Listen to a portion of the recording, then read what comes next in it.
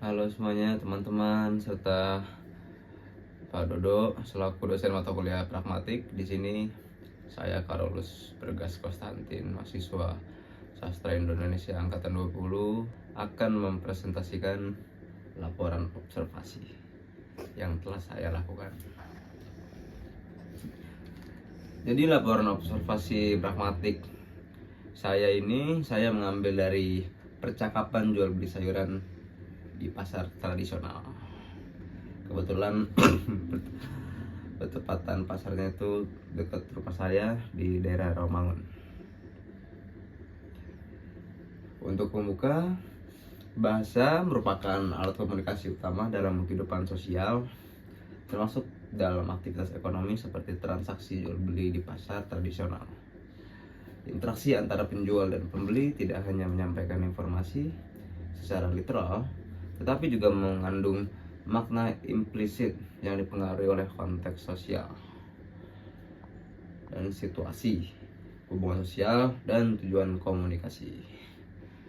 Oleh karena itu, kajian pragmatik ini menjadi penting untuk memahami makna ujaran secara lebih mendalam dalam percakapan sehari-hari.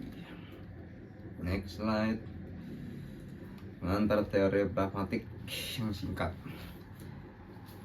Jadi, pragmatik ini adalah cabang linguistik yang mengkaji makna ujaran berdasarkan konteks pemakaian bahasa dari ahli Levinson tahun 83. Beberapa konsep utama dalam pragmatik yang relevan dalam percakapan pasar ini meliputi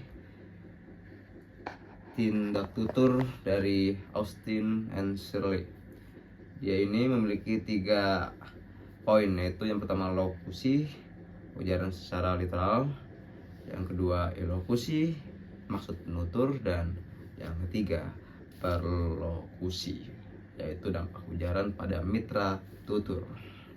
Setelah itu ada dari implikator percakapan yang dari ahli yang bernama Grish. Makna yang tidak diucapkan secara langsung tapi dapat dipahami melalui konteks, itulah dari Grish. Oke, next slide. Metode observasi.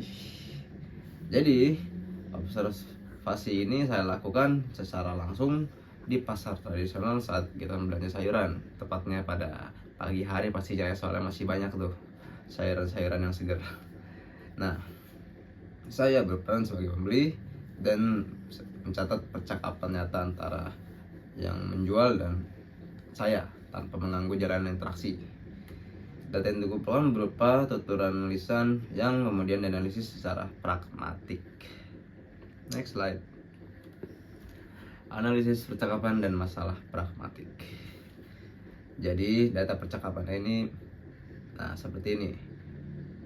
Saya yang sebagai pembeli ya, alamatnya berapa ibu? Oh, yang bagus 10.000 kata si penjual ya. Terus saya bertanya lagi, kalau yang biasa itu yang 10.000 juga. Jadi ya kurang lebih segitu harganya.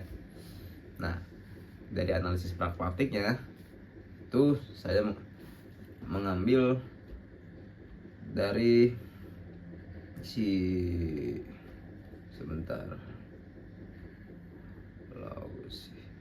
saya mengambil dari tindak tutur dari Austin and Shirley. Jadi pakai metode mereka yang dimana lokusinya itu penjual menyatakan harga tomat sebesar Rp10.000. Lokusinya penjual bermaksud mempertahankan harga dan menolak tawar-menawar secara halus. Nah, yang perlokusinya nih, pembeli merasa tidak memiliki alternatif pilihan harga karena ya udah segitu. Gitu. Nah, di sini masalah pragmatik yang ditemukan di slide berikutnya nih, itu terjadi ketidakjelasan maksimum kuantitas dan cara karena penjual tidak menjelaskan perbedaan kualitas tomat secara rinci, sehingga pembeli berpotensi mengalami kebingungan makna. Selain itu, terdapat juga implikator bahwasannya semua tomat memiliki harga yang sama, meskipun secara fisik mungkin berbeda kualitasnya gitu. Next slide. Alternatif solusi berbasis teori pragmatik.